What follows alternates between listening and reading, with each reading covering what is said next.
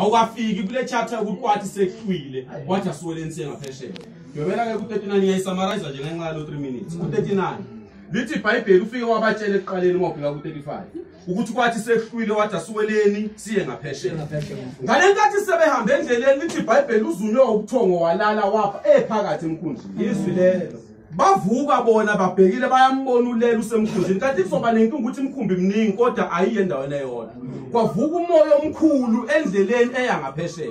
Ngiyobela baholi yazi icashile yabona manje ngayibambanga le Mpumalanga. Ngizowuyela emarenini ngazange nisi.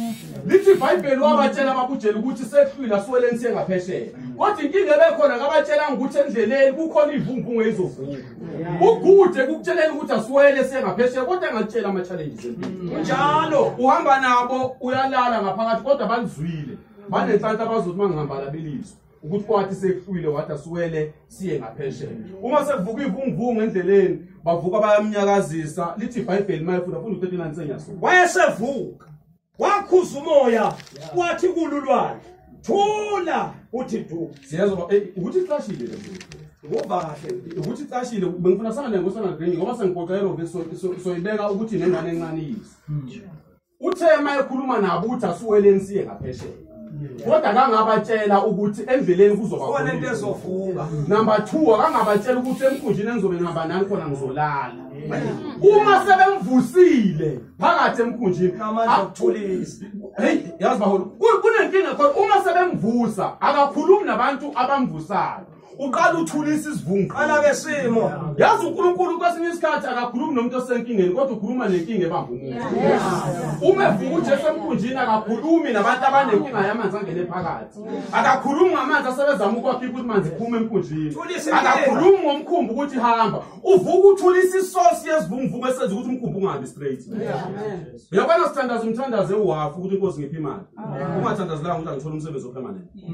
Uthandazela ukuthi angithola ikhaya elikhulu. Ungathandazelanga ukuthi angifunde ngithole umsebenzi ozokunika imali ezokuza umndeni yakhe. Uma evuka akathulisi abantu ababanga umsebenzi. Uqala uthulisa isivunguvungu. Uyazi ukuthi once ngathulisa isivunguvungu umkhumbi uzohamba straight.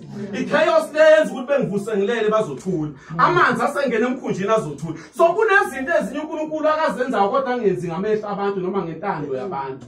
Ukwenza kaNkulunkulu akufani basebenzi. Kuyilokho nje ukuthi khona iphelo yokulunga kwezinto. Umuntu obesephelelwe yikho konke kuthi kwabuya sekuphindiwe.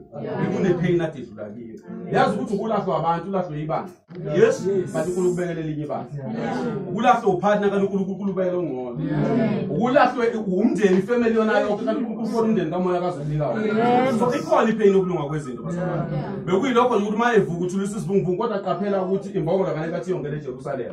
Bake bayishayile izandla kakhulu inkosi yamasonto namhlanje. Bake bayishayile izandla kakhulu bathi osana baze bandlala amahlamvu phansi. Hayi ngoba babebona ipresence nokuba powerful kwembongolo. Yebo babebona ogibele embongolweni. Ukho isikhathi la uzodinga khona abantu indoda ihlale 38 years baholi isibili.